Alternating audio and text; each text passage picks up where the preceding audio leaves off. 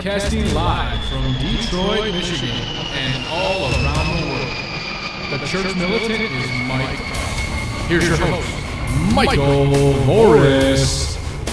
Hello, everyone, and welcome to this week's edition of Mic'd Up here, coming to you from ChurchMilitant.tv headquarters in the Archdiocese of Detroit in the city of Ferndale, St. Michael's Studio, dedicated also to Archbishop Fulton J. Sheen, one of our people we are most devoted to here at our apostolate. We're going to get right into the show today because as you survey the Catholic landscape, there is this slow, in some cases a little more than slow, increase in the exercise of traditional Catholicism. There are more Latin Masses. There are more priests who are interested in learning about the Latin Mass. There's a number of parishes we've been informed about where they're actually taking one of the normal or two of the normal usual Sunday Masses and actually now offering Mass ad orientem, meaning facing God, facing east, facing the altar, or as liberals like to say, standing with their back to the people.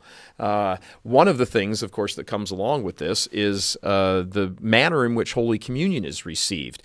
And here in the United States, since about the late 1960s, early 1970s, communion began being distributed in the hand. Now, there's a whole backfill of how that happened, and what has happened, because this has gone on so long, is that the average Catholic in the regular, Our Lady of the Lake parish just believes that this is just standard, it's fine, there's no problems with it, you can receive on the tongue or in the hand, and they're all both equal options. However, there is an awful lot of research, writings from popes, history involved in all of this that would indicate that that is not the case, that actually the Church does have a preference, and the preference is reception of Holy Communion on the tongue, not in the hand. Now, we have two guests with us here. Our first is our esteemed pastor of Grotto Parish, Our Lady of the Assumption Grotto Parish in Detroit, Father Eduard Perrone. He's actually, you have quite the reputation actually around the country for the marvelous parish. Most of the folks here, as a matter of fact, are parishioners of yours. And we can testify for you that Father Perrone, sancto subito, the moment you stop breathing, Father. Thank you, Michael. And also joining us is Brad Eli. Brad is one of our producers here. Brad is responsible for, well, everyone here is responsible for, but Brad is the main impetus behind a new show that we have been producing for the middle. I think this is episode 5 coming up this weekend.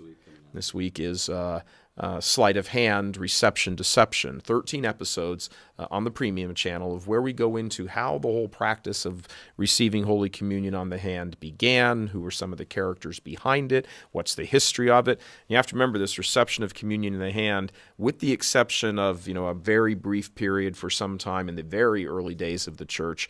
This is a sort of an anomaly. Oh, absolutely. It's an anomaly. This was never the case, ever. So in this program, which we encourage you to sign up for a premium account and watch, we learn an awful lot about how what was the almost never heard of case became the case, and the usual practice became relegated to the backwoods somewhere. So we've asked Father on to talk about this in from a pastoral standpoint as a pastor and a theological standpoint as well. So, Father, first of all, as a priest, everybody receives Holy Communion on the tongue at your parish. Why is that? Why do you do that as a priest? Our main concern is that our Lord will be respected in the Blessed Sacrament, that there will be no profanation of the host, there will be no sacrilege. What does profanation mean? Profanation means any disrespectful treatment of the host. In particular, the possibility that the Holy Eucharist could be taken out of the church and in some way desecrated, but also, any other move that the Holy Eucharist would not be cared for in a right way, so that there might be particles that would fall or that kind of thing. So the most efficient way, just speaking from practical perspective, the most efficient way to secure that respect that is due to the Holy Eucharist is to give communion directly from the minister to the communicant on the tongue. Mm-hmm. So that has been our practice. It's been the traditional practice of the church. We've not departed from it from Assumption Grotto. In fact, my predecessor introduced the practice of intinction of the host, which of itself forbids the communicant to touch the host. So the minister takes the host, dips it into the precious blood, and the communication is given directly, and there's no intervening hands in the exchange. You know, as a as a parishioner at Grotto myself, and I think everybody who goes here, and practically everybody at the parish would agree that when you compare the reverence of people receiving Holy Communion at Grotto and in other places where this is done, with the usual sort of strolling up the aisle kind of thing that happens in many parishes. I'm sorry, it might sound judgmental. I don't want to sound judgmental. Well, we don't care about sounding judgmental. You have there is such a marked difference. There really is. People at Grotto, and again, other parishes like this, where this is the normal practice, you can see that they believe. They care. People at many other parishes, because, unfortunately, they're as much victim as they are, a person doing it. They don't really seem to get what they're doing.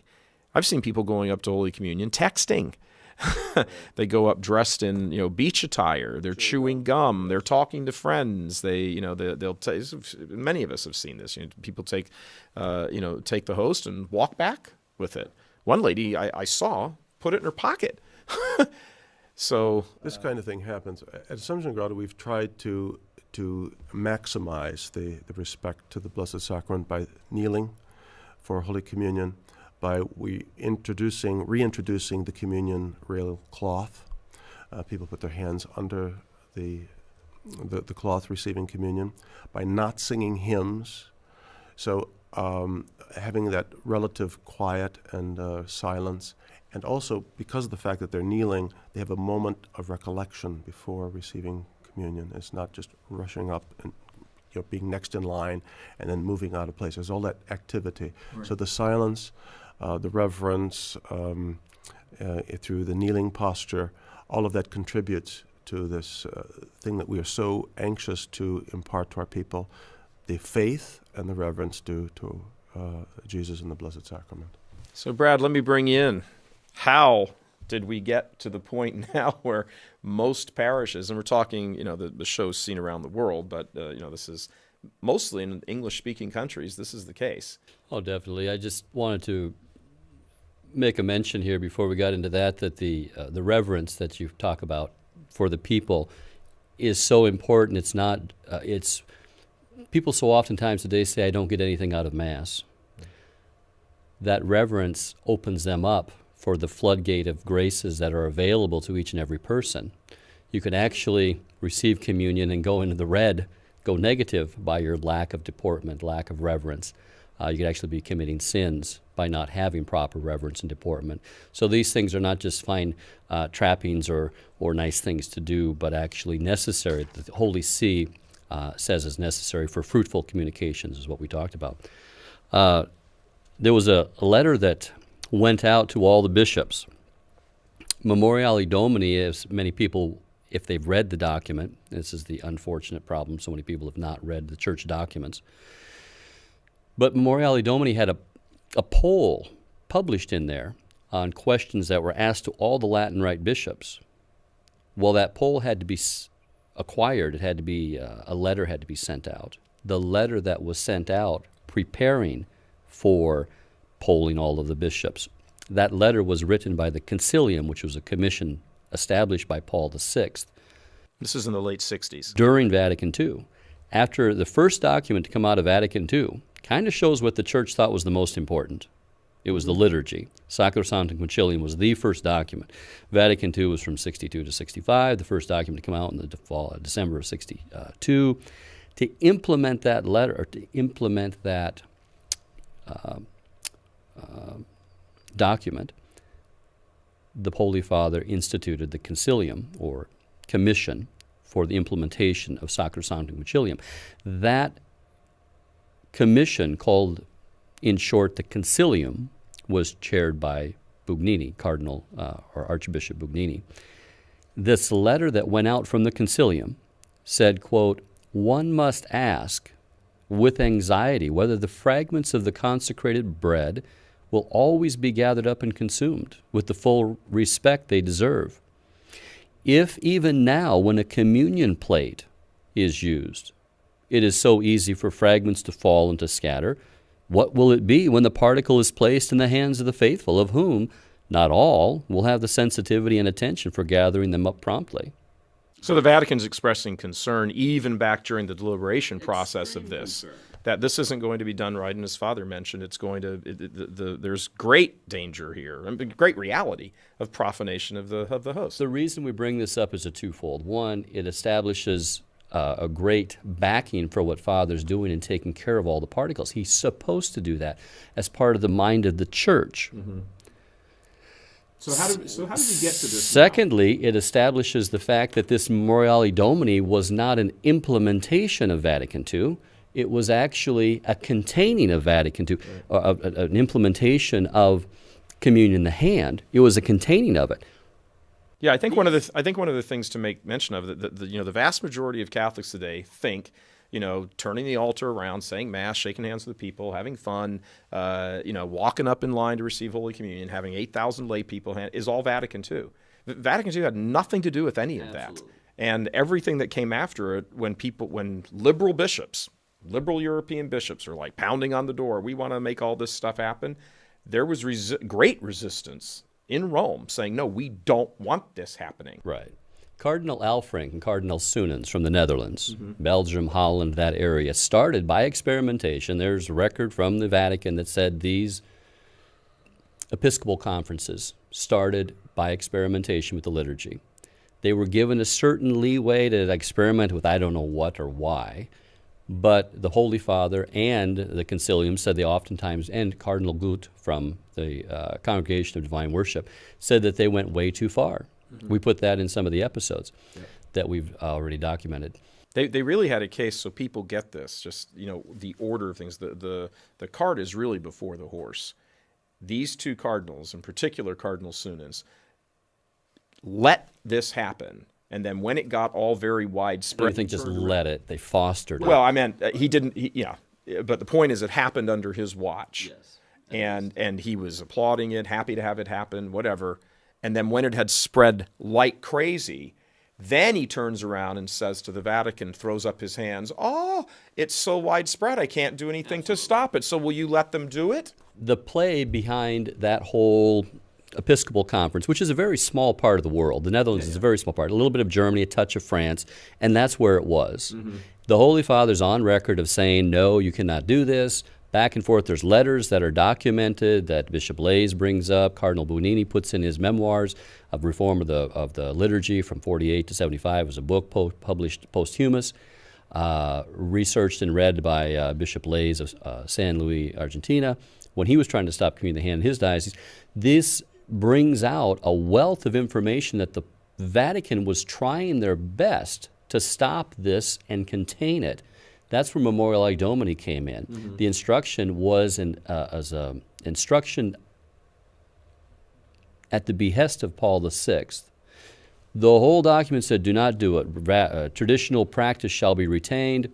Only at the very end of the document, only at the very end, a very small part of the document said, but if you have a prevailing custom, and that was defined as one that's been widely established that cannot be stamped out.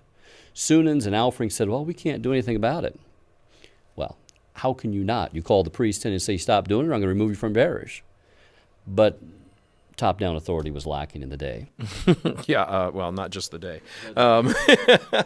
So, Father, you have probably heard from other friends who are priests, and don't have to go through any names or anything, but what we have arrived at now in a normal, typical parish is you may in fact have 2, 3, 4 people or something who are sitting at a regular parish on Sunday.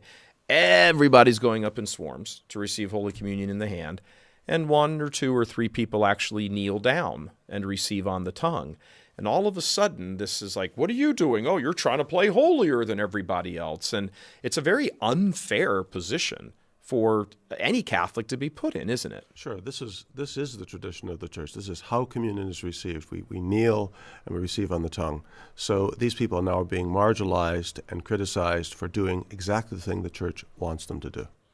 I think it's interesting. We have this quote up on the screen here from the Instruction Redemptionis Sacramentum. It's number 92. And I just want to read through this for a moment. Although each of the faithful, because there's a number of things in here that will shock the average Catholic. The very first sentence, although each of the faithful always has the right to receive Holy Communion on the tongue at his choice. First of all, really? I want to ask you, Father, as a priest, many priests, and some of them with have sort of conservative reputations, will say directly from the pulpit, we'd rather you not do this. Please don't kneel. You're going to trip and fall all over each other, because I don't know how we managed to not do that for the first 2,000 years, but now we're all crippled, I guess. We all need to stand and do this together and everything. And they either don't know or try to sort of cover up the fact that right here in the Vatican's own document, you always have the right to receive Holy Communion on the tongue, correct? Of course they do. Why do you think there's this, push? Again, even maybe some guys who are kind of seen as somewhat conservative. Why do they care? Well, that's a loaded question, because I think it has to do with faith. Mm-hmm. It has to do with faith in the Eucharist and whether the priests and the people believe that this is truly the body and blood of Christ. Mm-hmm. And if they don't believe in it, then of course it doesn't really matter too much how you receive, does it? I mean, if you're standing or in your hand or... it's not really that important what you do with the particles. But if it's the Lord, if it's Christ, if it's truly his flesh and his blood, then we must receive it in a very particular way, and with certain dispositions of that, interior dispositions. Let's continue with the Vatican's document. So even though you always have the right to receive it on the tongue, if you wish to receive the sacrament in the hand, in areas where Bishops' Conference with the recognitio, meaning the permission of the Apostolic See of the Vatican, has given permission, the sacred host is to be administered to him or her. So if somebody wants to receive it in the hand, receive the host in the hand, they have that right.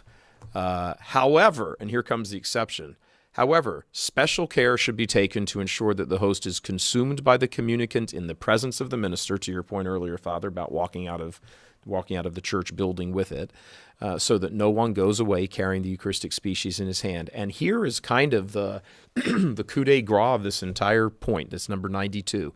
If there is a risk of profanation, then Holy Communion should not be given in the hand to the faithful. First question, who determines if there's a risk?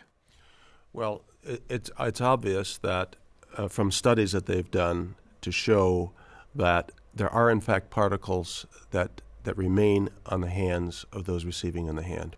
I can attest to that, not so much from my own experience, but from the fact that I use the paten at my own paten, and then we use the communion patens in the church. And for viewers who don't know what a paten is, because they haven't really been around for, it's the little usually gold plate. Sometimes it's just round by itself. Sometimes it's on the end of a little stick, and the altar boy uses it. Altar put under girl. the chin to collect. That's the whole reason it was there. I mean, I grew up as an altar boy. Everybody did that. True. So now I just pop the host in the hand and walk away. Well, what's to be done with those particles? Yeah. And the church teaches that every particle is Christ, and that's the teaching that needs to be emphasized. This is not inanimate matter. Right. This is living flesh. As my hand is living flesh, the Eucharist is that and more. I mean, this is not just flesh. This is the Son of God. Right. So we take every precaution and to make sure that those particles are consumed. So the only way to do that I can think of is to use the paten. And so we do it, and sure enough, after communion, we have to collect those into the chalice, and then they're consumed after communion. It's interesting that even at distribution on the tongue, I mean, how much time goes by that the host isn't either over the ciborium or on the tongue. I mean, a split second, and after you've done this a few times, now here we have particles collected on the paten. So particles are falling off. And the way hosts are made today, I mean, the process is I don't know how they bake them, but they bake them in such a way that they're pretty solid. I mean, years ago, I think they were much looser, as I remember, and so there were more particles. So even there, with all of those, they have a certain way of sealing the hosts now. Even with that, we have all these particles remaining. So there needs to be the greatest care. Brad, why in America is there such, in summary, we want you to watch the show, folks. We're not giving you we're not giving everything away here, but episode 10. You should sit down when you watch that. Yeah, sit down, have a drink. There was, let's just say it in summary, that there was a push by many, when you use the word liberal, that I'd have to apologize to liberals if I use the word. There were many liberal bishops who wanted this to happen and essentially lied to the Vatican, deliberately gave them false information in order to get, they checked all the boxes off, if you want to think of it that way, so they could get permission from the Vatican to do over here what was already going on in the Netherlands and, Belgium and parts of France and Germany. Why do you suppose they wanted to just greatly push Holy Communion in the hand? Well, we have a few different questions up right there. How did it happen and why? The why, I always have to fall back, God only knows. It's a lack of faith. It's when, you're going to get into certain judgments and on people when they're making liberal movements and as the man is, so the end appears to him. Mm-hmm. If they've lost their faith, if they're stepping away from God, what are they capable of? The Bishops' Conference with the Recognitio right there on the screen, with the Recognitio of the Apostolic See, that's very important. Right there they said, not anybody can do it, but in the places where they have the Recognitio. Which, folks, the Recognitio is? The recognition from Rome, the permission, the indult, it's a fancy word. Indult means stepping away from the universal law.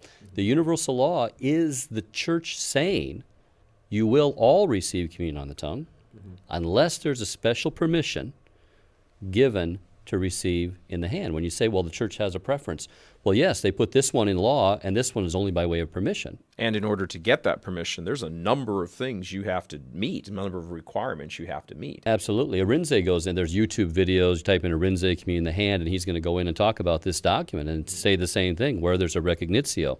So keeping in mind that Recognitio is a special loop that the Vatican has to be involved in, looking at your case, what has to be looked at. It goes back to Memoriale Domini. Memoriale Domini said it has to be a prevailing custom.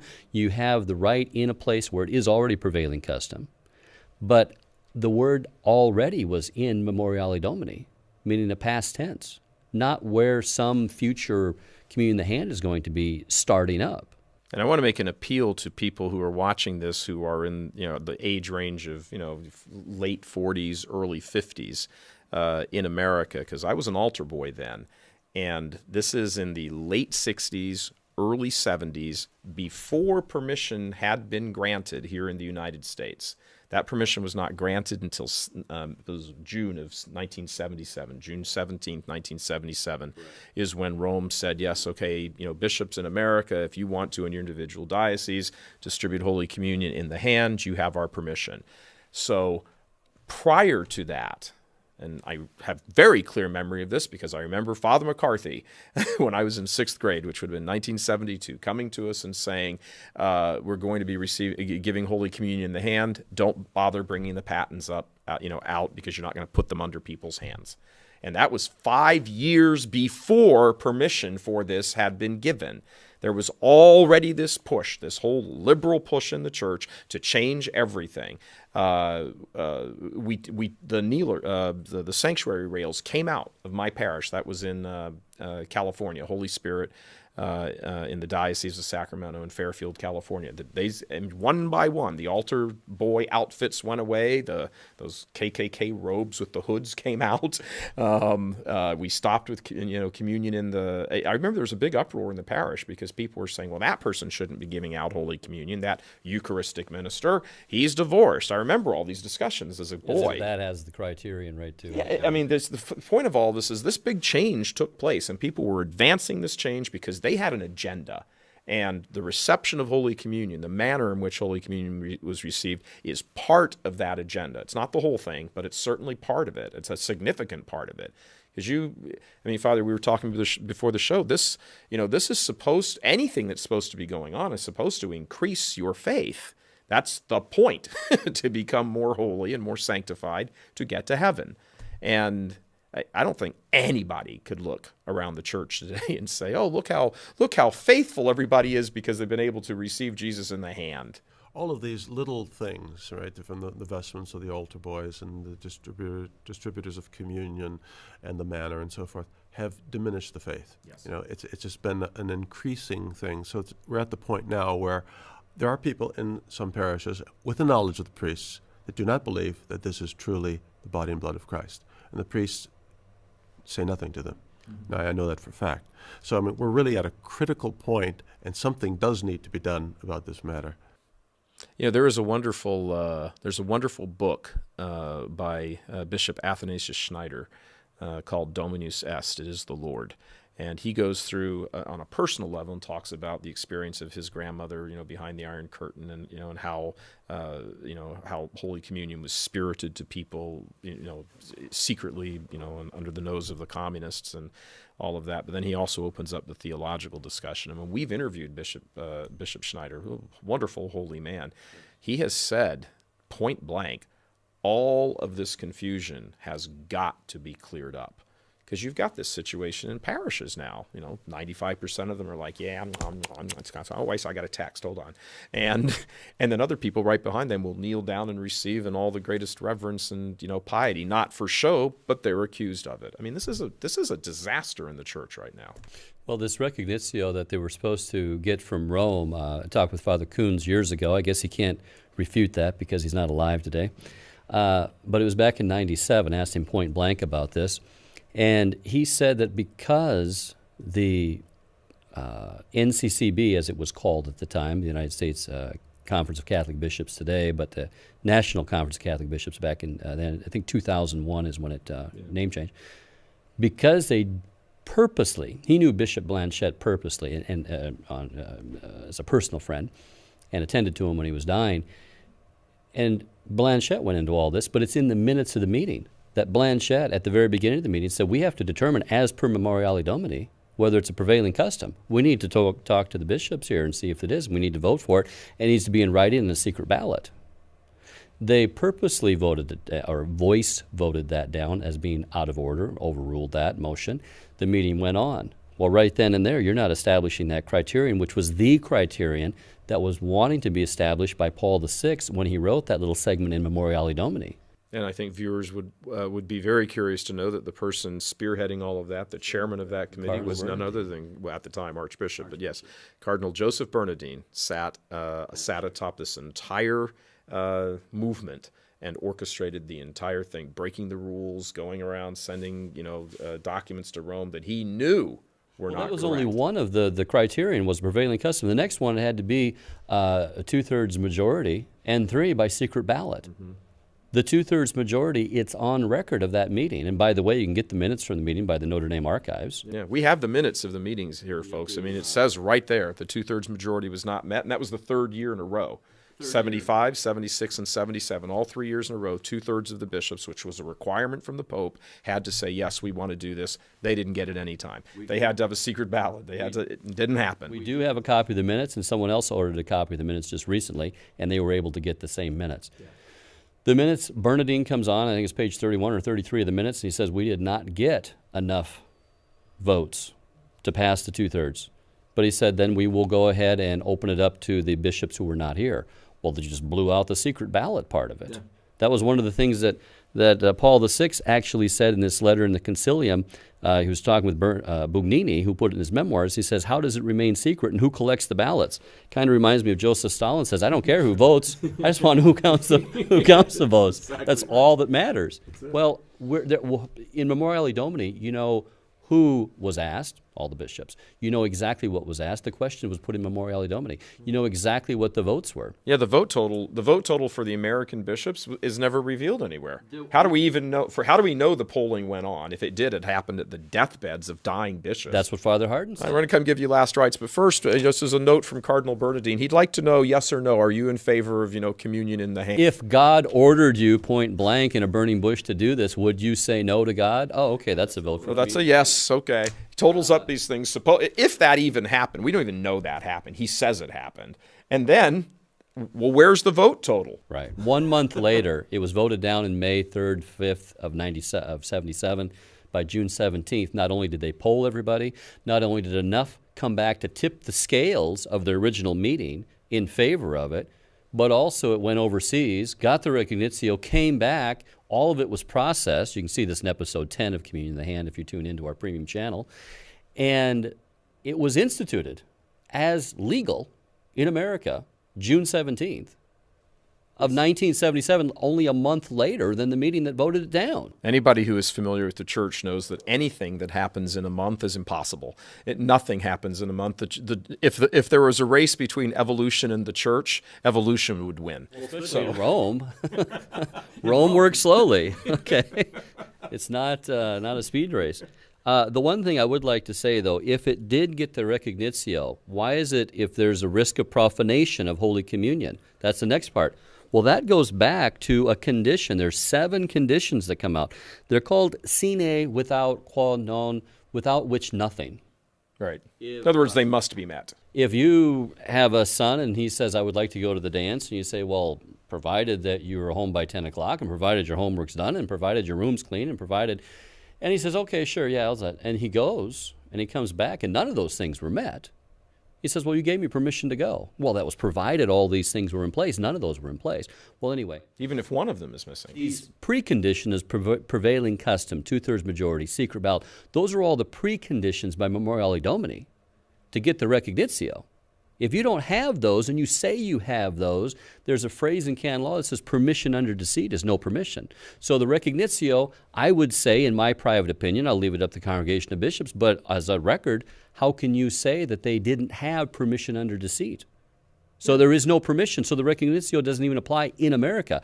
I don't know about the other conferences of the world, but in America, consider this an open letter to the Congregation of Bishops that they should look into this. Yeah, absolutely. Now, even if they want to whitewash it and say, well, desuetude and it's erosion of law because it hasn't been enforced, or we now go ahead and grant it's been prevailing custom, there is the next 7 conditions that have to be met, these sine qua nons that accompany the permission or the indult.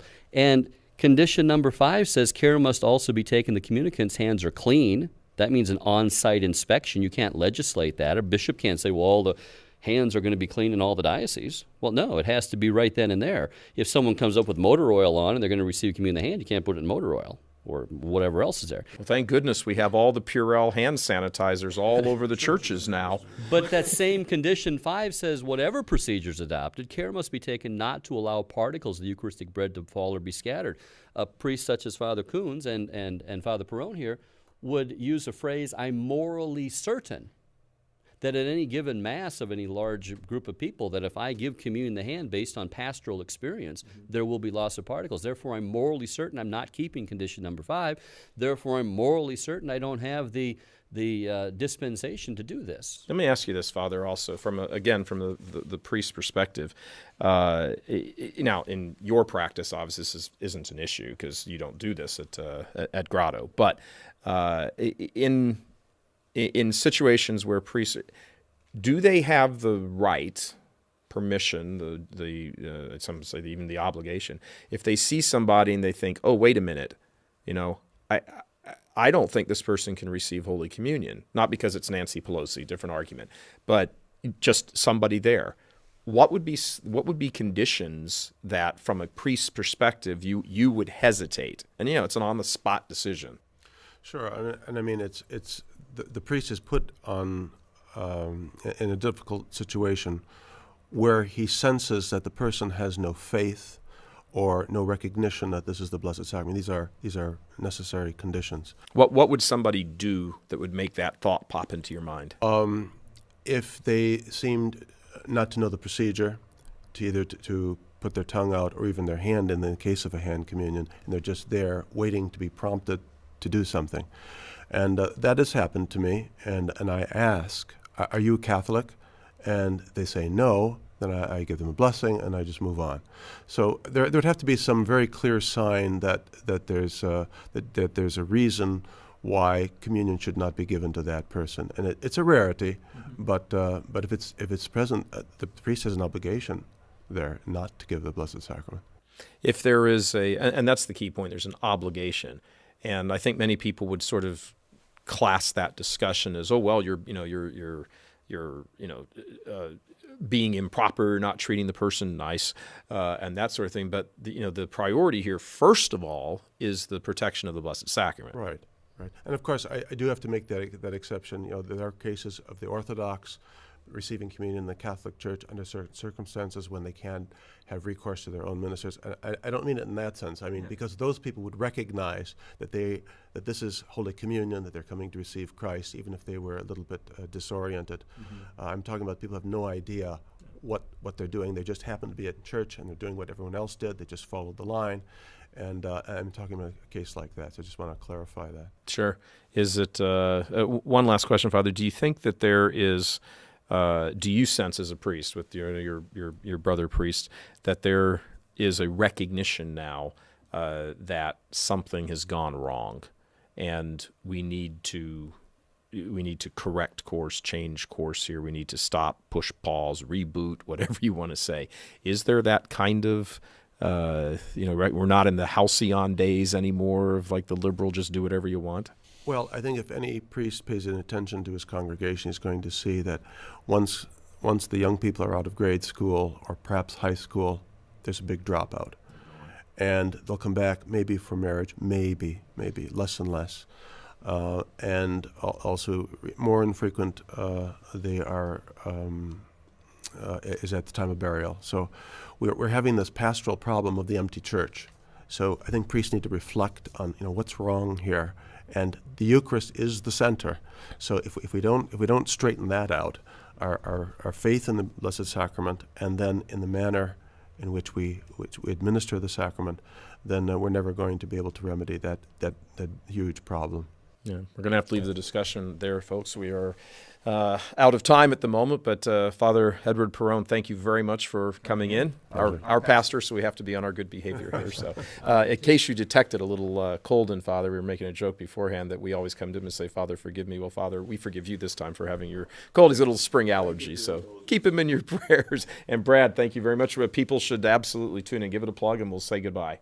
Okay, well, we have 13 good shows on this whole topic from A to Z, how it started. It wasn't Vatican II, wasn't the popes. They're all for communion on the tongue, how it started, how it began, how it was sustained, and some pretty hairy discourse on is it actually allowed as far as the recognitio goes and the conditions. So you definitely want to tune in, bring it up to your pastor, promote it, get the CD, send it to your bishop. Father Hardin is on record at the 1997 Call to Holiness, said whatever you can do to stop communion in the hand will be blessed by God. And Blessed Mother Teresa said whenever she travels around the world, the thing that makes her the most unhappy is to watch people receiving Holy Communion in the hand. We'll leave it with a blessed's view of the whole thing. We're going to be right back right after this, but stay with us. And again, please sign up for Premium Channel account and go watch this show, Sleight of Hand. It is eye-opening. Even as we were doing the research and putting this together, we're like, wow, are you kidding me? And that's us. We'll be right back right after this. ChurchMilitant.tv would not be where it is today without the support of our many premium subscribers. Please consider becoming a premium subscriber today for just $10 a month. Your monthly subscription helps us to continue our critical work for the church in her desperate hour of need. If you're already a premium subscriber, we encourage you to sign up your friends and your family. Or even fellow parishioners who need to see the truth and beauty of the Catholic Church in a fresh way. Sign up today. And may God bless you. Okay, everybody, welcome back to Mic'd Up. This our edition here at ChurchMilitant.tv, where we get a little more in depth into some things. And right now, we're going to be talking to Jackie Zurawski, who has how should we say, it's an interesting vocation that many people don't even really know exists in the Catholic Church. So, Jackie, welcome. How are you? I'm fine. Thank you, Michael. I'm going to give you the floor. Go right into it. What is it that you do? We are a vocation of reparation. What does that mean? We make reparation first for our own sins, and then for the sins of priests not living their vows. We were talking before air that you had an experience involving, or at Padre Pio's,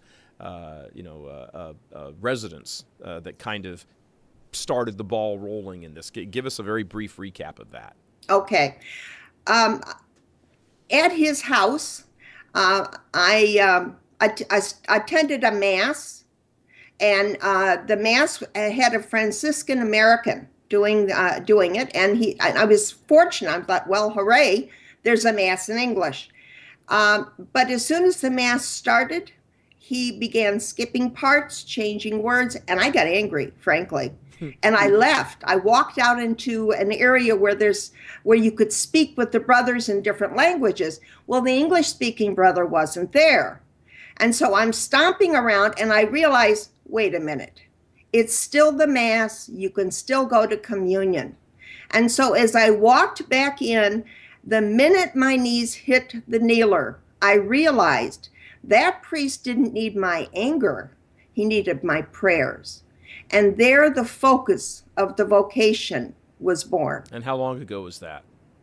That was 25 years ago. Okay. And so you are correct me in my vocabulary here if I'm wrong, you have this vocation and you are a member of this group or congregation or society or... Yes, my vocation is 35 years old. I lived a vocation of reparation privately for 10 years before the founding. Okay. And I had the same spiritual director for many years. And when I came home from that experience, he asked me to write it all down. And I said, I'd like to share this with a good friend of mine that we both knew. And she became the first member of Reparatrix. The first rule was actually just written out in longhand, given to her. She accepted it, began to live it. And then I began to understand this was a vocation for the church, not just for me. Okay, so just as a little summary statement for everybody who may not have their brains attuned to this sort of thing, there are a group of you who live making sacrifices, doing reparation, however Yes. you each do them. Well, we live a specific rule of life, and Okay. we have constitutions, and we have a sponsoring archbishop. And So- and the goal is that all merit from this, obviously yourselves, but the merit Yes. is applied for, or hopefully applied for in the case of priests who are unfaithful. That's right. Okay. Somebody needs to love these people. Mm-hmm. Everybody's angry with them. They have a right to be. There is justice, but there's also mercy. And having just gotten through Divine Mercy Sunday, Yep. That's the point. So, okay, so some inside the vocation questions. Yes. How many people do you have? Now, you don't all live together. It's not that kind of thing. No, we're all over the country. There are people in Canada. We have a priest who's in Argentina. Mm-hmm. We also have a priest who's serving a life sentence who is a priest reparator with us. How many people roughly do you have doing this? About 125 at this point. Okay, and just go through some of the things that would be daily type things that people sitting going, hey, I might want to do something about this. In the Constitution, you need all the rules, but just here are two or Yes. three of the highlights. Well, we have to go to daily mass. Mm-hmm. We must make frequent confessions. Mm-hmm. We do a full rosary every day. Full means? 3, Okay, 15 decades. got it. And we do the major hours of the Divine Office. Uh-huh. And we keep 3 penitential seasons a year. The usual Advent and Lent, but we keep an old monastic tradition from the 1st of July to August 15th. It's called Our Lady's Fast. Okay. And that is also a penitential period for us. Okay, so you have roughly you have 3 periods a year of roughly 6 weeks, a month to 6 weeks. Yes. Where now is the fast in those periods? Is it a full fast for the entire time, or is it just something each day? It's whatever the individual decides is appropriate with their priest. We each have either a spiritual director or a regular confessor. And those things must be cleared. As lay people, we clear them. Now, we also have deacon reparators and priest reparators, and they live a separate rule, but intense as well. Okay. Well, I have to tell you this, daily mass, frequent confession, saying the office, the full rosary, as opposed to what we all just sort of standardly think of as the usual rosary, 3 times around, not once, and an extra penitential season. That doesn't seem so strikingly severe. It's for lay people. I have to say it is a intense spiritual experience. Mm-hmm. The sufferings and offerings we make are those that anyone goes through in their daily life, but we try to make them holy. Yes. By what we offer. Yeah, it really is a beautiful effort on the part of all of you. So so people are sitting here listening. They're going, you know what? I too am mad about all these crazy clergy running around with abuses and everything, and I can certainly write letters and this and that. But on the spiritual side, I can also do this. How would they get in touch with you? We have a website. It's www.reparatrix.org. And all of the information anyone would need would be there. And on the website is a post office box that if they're really interested, they can write.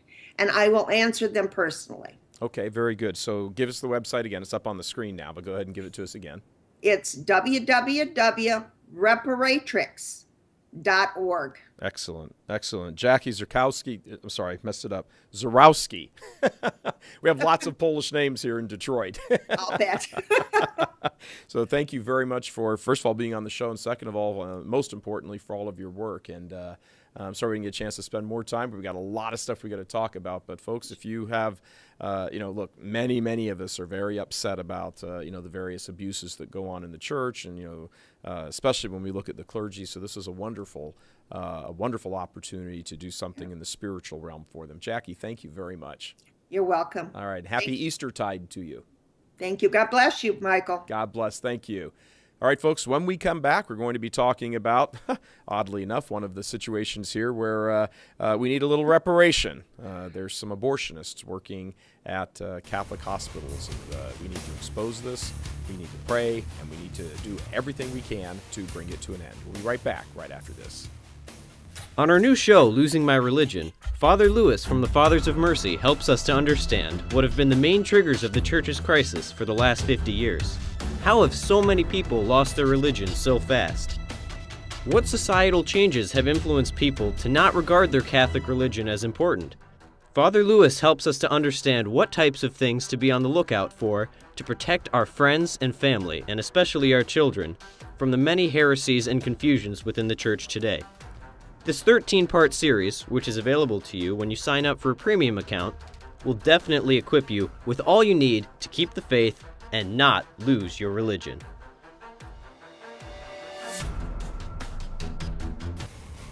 All right, welcome back to Mic'd Up, our show here from ChurchMilitant.tv every Wednesday night.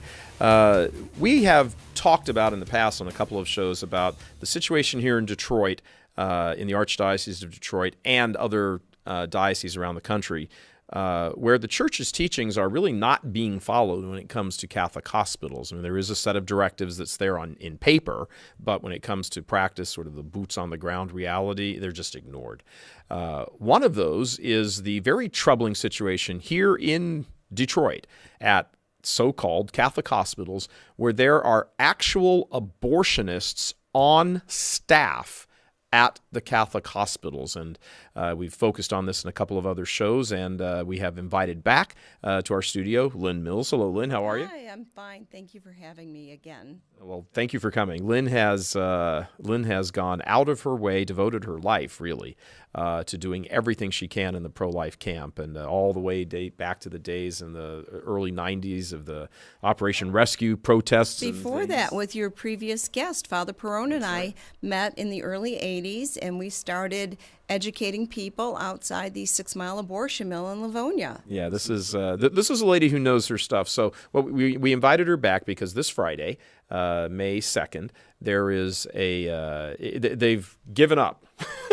They've given up trying to encourage the Archdiocese of Detroit to do what needs to be done and make this case public, make these situations public. Look, there are sterilizations going on in Catholic hospitals. There are full-time paid abortionists on staff. The abortions, as far as we know, don't happen in the Catholic hospitals, but they get referred from the Catholic hospitals. You know, here's an abortionist sitting in the Catholic hospital. I want an abortion. Call up and say, hello, I'd like to get an abortion. You call his office in a Catholic hospital, and they say, oh, we don't do that here. You have to call his abortion office across the street. So, I mean, this is the Catholic hospitals are providing a referral service for it. Birth control, sterilization, all these things are going on at Catholic hospitals as a matter of routine. And there is a very intrepid group of lay people here in the Archdiocese that have been hammering and pounding this for years. With the Archbishop, with Archbishop Vigneron, with Cardinal Maida when he was here before, and saying, hey, look what we're uncovering, you need to do something. So they get zero help, zero encouragement, just things batted back and forth between committees. Nothing ever happens on the ground. So you've said, that's it. The gloves are coming off. We're going to go public with this whole thing. Tell us about it. Well, and there's been dialogue with Jean Meyer, the CEO, and they just keep sending... Of Providence Hospital, yes, Catholic Hospital. It's the St. John Providence Health Care System. There's some initials that go along with that. And I even sent her, I said, let me help you with your investigation. All I get are letters back from John Santos III saying, we can't talk about this case because it's a legal matter. And, he keeps referring back to the religious... the directives. Thank you. Which they don't enforce. And he says if you have any questions, and that as long as it's the law in Michigan that we can't discriminate against abortionists, we're stuck with them. As long as they don't do abortions in the hospital, there's nothing we can do. Well, you know what? I'm tired of that. There is something you can do. Your Bishop, throw the bums out. That's all I want. I'm not going to help you change the law. That's not my job. You're the bishop. Enforce Catholic doctrine. That's it. And get sued for doing something right. You get sued plenty of times for the wrong things that people do within the church. Get sued for doing the right thing. We'll support you for doing the right thing. Yeah. He's there. Get rid of him, or else take the crosses down. Take the Catholic name off of these hospitals. It's that simple. We're tired of it. So here's the drill. This Friday, May 2nd, from noon until 1, at the supposedly Catholic hospital, Providence Hospital out in Novi, there are hundreds of Catholics from every stripe showing up and saying, we want action. This Catholic hospital should not be employing abortionists. They should not have the name Catholic on them. They should not be portraying themselves as Catholic in their literature and their commercials and their print ads and everything else, because it gives the impression that everything is fine there and is being administered the way it should be according to church teaching, and it's not. So, and there's Michael A. Roth is a late trimester abortionist. He's just a couple miles away. How many times does he botch up an abortion and transports them over there to fix what he botches? We already know he did this once in Detroit at the Summit Medical Center. He didn't send this victim, this patient, to Sinai Grace. He sent them to Providence in Southfield so he could oversee the surgery. Mm-hmm. So Providence. Which was the point there, folks, is that he had to drive past the one hospital to get to the one that he works in and could oversee. Instead of getting her to the emergency care that she needed. Fast as possible. Yes. And I don't know if he covered anything up, I'm asking the question. And why does these Catholic hospitals want to be, what, a co-conspirator in this? Yeah. I think that people have to understand that prior to Roe versus Wade, and it's still the case, but back in the day, prior to Roe versus Wade in 1973, the individuals who performed abortions were the absolute scum of the medical profession. They were the absolute scum of the medical profession, and all that's been done now is that they have a legal veneer on top of them. But how could a Catholic hospital, okay, so they want to hide behind the law of, we can't change something because we can't discriminate. If that's ridiculous. Take away some privileges from him, this, that, or something. Stare him down, do whatever, make him feel uncomfortable. He'll leave on his own. This hiding behind laws and rules and regulations. Look, when an organization wants somebody out, they find a way to get them out. Maybe you can't fire him because you're doing it, but then find some other way to do it. And the point is, there's just no willingness on the part of people, leaders, religious leaders, the archbishop, his staff, the people who supposedly follow these Catholic directives, which they just flat out ignore, because they still do sterilization. They do sterilizations in the Catholic hospitals. This story was just like 3 months ago. We did that investigation in the Catholic hospitals here in Detroit. Every one of them except one just routinely distributes birth control, and it's not because this is a medical need. It's for birth control, to prevent conception. That's the point. Well, my girlfriend just had a baby 2 months ago at St. Joseph's in Ypsilanti. Twice during her C-section, she was offered her tubes to be tied. Yeah, see, this is ridiculous. Again, a Catholic hospital. They're not Catholic, folks. They're not Catholic, and we can't control how a hospital and the CEO and the board of directors, what choices they make. What can be appealed to control is stop calling yourselves Catholic. Now, on a personal note, this archdiocese doesn't seem to have a problem coming after certain folks, if you get my drift, about using the word Catholic. But they certainly seem to have put on blinders and let's have meetings and committees and all of this stuff. We got a nasty letter here from the Chancery saying, stop using the word Catholic. And it wasn't even our choice. You mean the word universal? So the idea that, they can't say stop using that word Catholic. Well, when they want to lower the hammer, they can. When they choose not to, because they don't want to offend people or whatever their reason is, this has been going on for years, they won't do it. And, on a spiritual level, legal, theological, but on a spiritual level, who do these priests and bishops and all of these people think that they are going to have to give an account to when they die? And, this is a concern for their souls. If you think this is some sort of vendetta, you're wrong. This is a concern for your souls, fathers and bishop. You are going to have to stand in front of our Lord and give an account for the fact that you let this scandal continue. You would not stand up and defend the Catholic Church and her teachings in public with a bravado that you would do in another case. You are letting this scandal perpetuate. You are hiding behind, committees and meetings and laws and regulations. And, the directives are there. The directives aren't being followed. We have emails from all of you saying that this isn't being done. So, we want to encourage everybody, Lynn, that can to show up at this rally. And I would like to point out, these 4 abortionists at Catholic hospitals, I would say that they're still the bottom feeders of the medical society. And I would bet that they wouldn't challenge the Catholic Church if the Catholic Church threw the bums out. Yeah. Why aren't they willing to take the gamble, to take the bet? Look, a CEO of a hospital, that says it's Catholic, is free to hire who they want. And, okay, if they want to hide behind the rule of, we're not going to, we can't fire them because there's some Michigan law in the books, well, then set a policy in place that says you cannot be hired if this is the case. Look, every organization runs exactly as it wants to run. They have figured out that this is, contraception and sterilizations make money for them.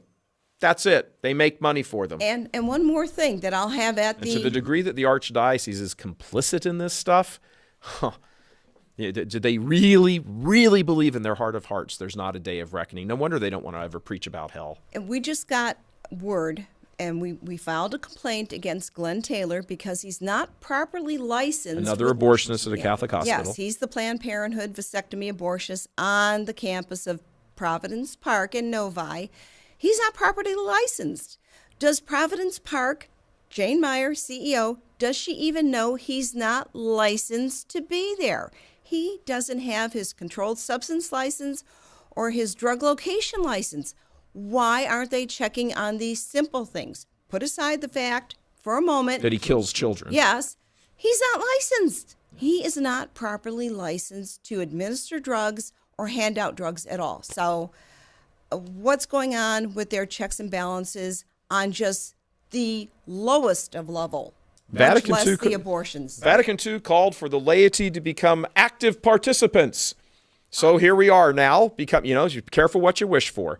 Here we are becoming active participants. We have built ChurchMilitant.tv to talk about these problems and to encourage people to learn the authentic Catholic faith, not this garbage that passes for faith nowadays. And on the social order, here's a great social justice thing right here. Children are being killed. They're being killed by men who are being paid by Catholic hospitals. Not that they're being paid to do that, but they're drawing their living off of this and supporting that living on the side by killing children and they are employed by Catholic hospitals. So the laity is going to step up in a most noble social justice cause and say, cut the garbage.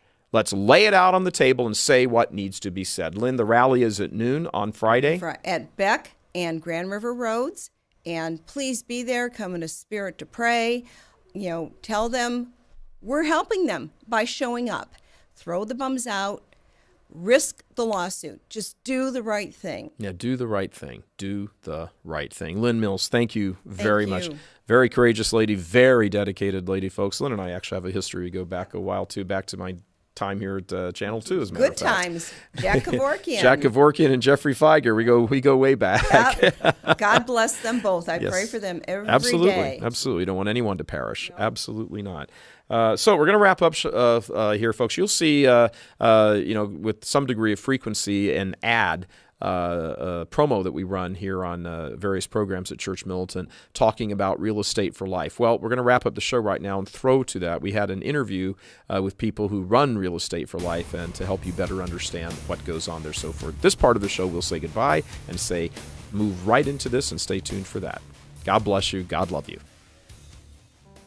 Dave, tell us first, if you can, what is Real Estate for Life? What's the purpose of it, and what is it? Well, Real Estate for Life, the purpose is to provide funding for Gospel of Life groups. And that really is the primary purpose. So it's broader than even the email would show, pro-life real estate. It's the whole Gospel of Life. Now, the cool thing about this from a donor perspective is that they don't really lose any money out of their pocket, right? They just direct money to the apostolate, but it's money that has happened as a real estate transaction. Is that right? Absolutely. Yep. No money comes out of the donor's pocket. Exactly. And here's a good example. Katie has a check here today. $406 for St. Michael's Media. Yay, that's us. Yay. We'll take that. And so this was from a vacant property in Virginia.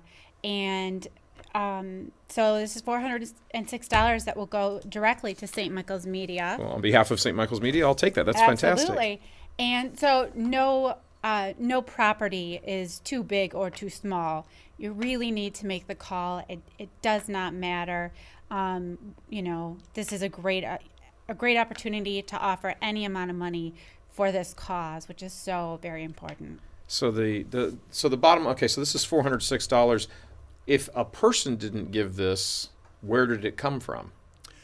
Well, let's use this example. There was a church militant supporter who called us, actually emailed us, and about 80% of the folks that call in actually email in first. And so this young fellow was looking for some property. I'm assuming he's going to build a home. And so we put him with an agent. Okay, so this could be any supporter of, St. Michael's or Church Militant. Could be or Judy Brown's group, American Life League, and anybody you want to direct your money to.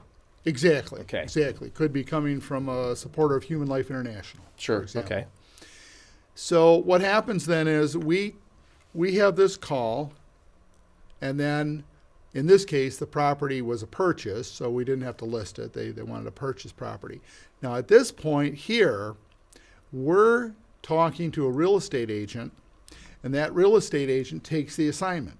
The real estate agent is receiving business they did not have, and that's the core of what happens here is we're giving business to an agent. And I always use this example. Forget about real estate for life and gospel of life for a second. Let's just say Katie and I are old school buddies, and she's going to go retire and move to Alaska, so she calls me up. And I get her a good agent in Alaska. They meet her at the airport, show her some homes, and she buys a $150,000 condo. That agent's going to earn typically 3%, about $4,500. Thank you very much. Thanks for calling. Call me again. So they're not gritting their teeth. They're happy to get the business. That agent in Alaska is going to send me about $1,100, $1,200. And that would be a normal situation. Now, let's pull forward to what we do with the Real Estate for Life. That same situation, instead of Katie being an old school friend, actually saw this on your show or HLI or something and called in, and then we did the same thing. Now that $1,200 check comes in on that 150 sale, and then we would retain $200 for operating expense, and Katie does a lot of this work with monitoring the agents and this type of thing. Then the $1,000 would go out, which would kind of be the punchline here. There's a 150 sale. The agent certainly is getting their fee of $4,500, but sending us about $1,200, and then $1,000 goes to the pro-family group. And just so people who aren't that familiar with the world of real estate, that $1,200 referral check is not over and above. That's out of his commission that's going to go to him anyway. Exactly. It's nothing extra. That's so you're exactly just directing part of his commission because the deal originated through Real Estate for Life. It's almost like there's a stream of water and you're simply putting your toe in the stream and you're part of the transaction. So there is nothing new or extra. The commission is still 3% on that side of the deal. Right. Doesn't go up or down. And, to just break it down, without too much complication, if you want to sell your house, if you want to buy your house, make that your first call. And from there, you will be taken. You'll get your agent. You'll get your new home, or you'll sell your house. Money will go to save lives. Nothing comes out of your pocket. Nothing comes out of your pocket. And everybody really wins, and it's just a fantastic idea. It's innovative. It's going to save lives. And all you have to do is make that first call. That's it. And Dave and myself will take good care of you, good, honest people. I can vouch for that, folks. I can vouch for Katie. Yes, and we're just really excited about the program, and we're very, very excited to offer money to people like Mike here and others around the country, around the world, to do anything we can to save lives and to offer donations to Gospel of Life type programs. Yeah, it's truly wonderful. I mean, every one of these, great outfits, American Life League with Judy Brown, Human Life International with Father McKay and Father Peter West, and other groups, and I guess I'll do a little shameless self-promotion here and say us too. Yes, absolutely. We're all very much involved, intensely involved in the pro-life battle, and now which has broadened beyond just abortion, obviously, to same-sex marriage cases and euthanasia and everything else, sadly. These things need to be talked about.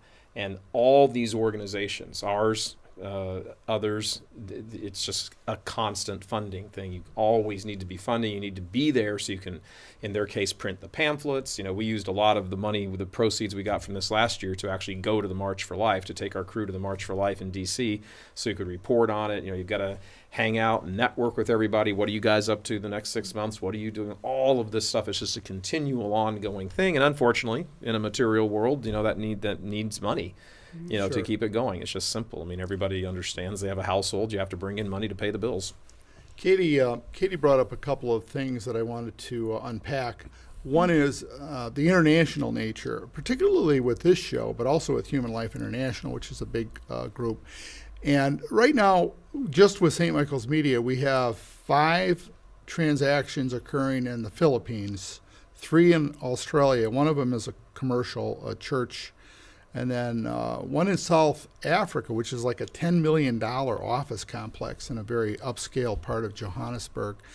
And then a number of things in South America. About 10% is Canada, and maybe 70% U.S., something to that effect. But one thing I did want to mention, too, is I talked about commercial, and for those business people that are out there that may have a business they want to sell or buy, we actually have what's called a CCIM on staff, which is the highest level designation for commercial. So we actually can do skyscrapers, golf courses, industrial parks, all these types of things. Another technical thing that's kind of important for people to know is we have a 5-year minimum on the agent experience level. Mm-hmm. And half of the agents actually saw us on something like your show. And that's how we get half of our agents that Katie's tracking. The other half we have to research and find. But they always need to have at least 5 years experience. Right. And so, I mean, that's important for somebody who wants to say, I'm going to call real estate for life, but, how do I know that, I'm going to get somebody who's good? I mean, it's a nice non-charitable, non-profitable thing, and I want to support the charity, but how do I know I'm getting somebody with experience? Exactly. Because you guarantee it. They absolutely, and they want to know that their needs are satisfied. Mm-hmm. That's first and foremost. So it's interesting because to get to that point even cleaner for a lot of people is they need an agent to do something. Right. So rather than pick them out of a phone book or out of the internet, they go through this program, and we've already pre-screened for them. So. Mm-hmm. Yeah, so you're getting somebody who's good, not some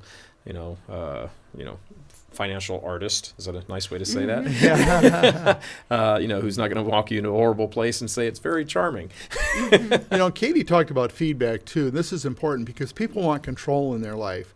So one of the things that Katie does is if there's a problem, perhaps we have an agent who's had a long, steady history, but maybe their mother has cancer. Yeah. Or there's some other calamity that's occurred, and they're just not on their game. We need to know that. Sure.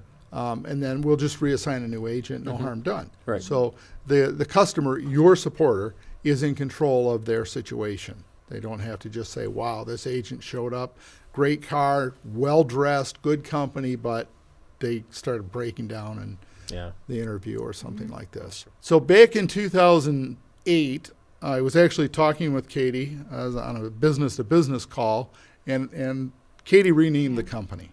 Dave here was looking at pro-life real estate, and to open it up to Gospel of Life organizations, we changed it to Real Estate for Life. It's just, so it was a good move to make sure that we could cover all of the organizations that we truly care about. The name says what you do. Yep, it does. Yeah, exactly. And Dave here, he doesn't have a selfish bone in his body. He sees not dollar signs like many businessmen and people in general do.